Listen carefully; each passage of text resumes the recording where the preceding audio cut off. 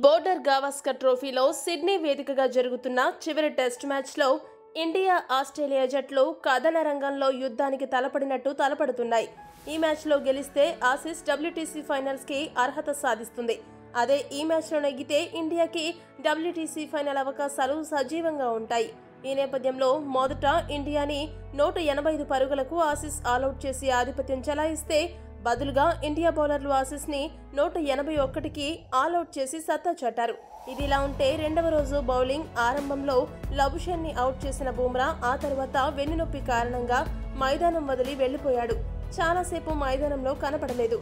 Cut చేస్తే Kohli standing captain గా వ్యవహరించగా Bumrah scanning కోసం మైదానం వదిలి హాస్పిటల్కి వెళ్లాడు.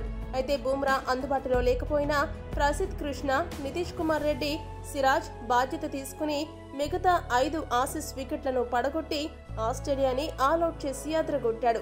మొదటి ఇన్నింగ్స్ లో ఎలాగో మేనేజ్ చేసిన టీమిండియా రెండవ ఇన్నింగ్స్ లో ఆస్ట్రేలియాని అడ్డుకోవాలంటే బుమ్రా తప్పకుండా జట్టులో ఉండాల్సిందే. బుమ్రా జట్టులో ఉంటే ఆటోమేటిక్ గా ప్రత్యర్థి జట్టుపై ఒత్తిడి ఉంటుంది. అదే బుమ్రా లేడు అని తెలిస్తే వాళ్ళు టెన్షన్ ఫ్రీ అయిపోతారు.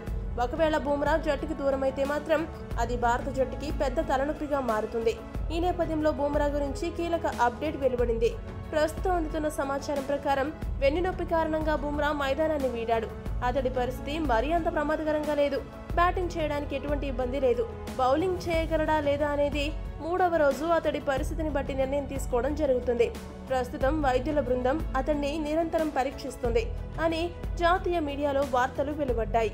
దీన్ని బట్టి చూస్తుంటే బుమ్రా ఆడతాడా లేదా అనేది ఖచ్చితంగా చెప్పలేని పరిస్థితి.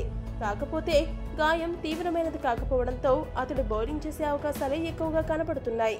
ఇది కొద్దిగా టీమిండియాకి ఊరట కలిగించే అంశమే అయినప్పటికీ ఎక్కువ ఓవర్లు బుమ్రా బౌలింగ్ చేయలేని పరిస్థితి నెలకొంది.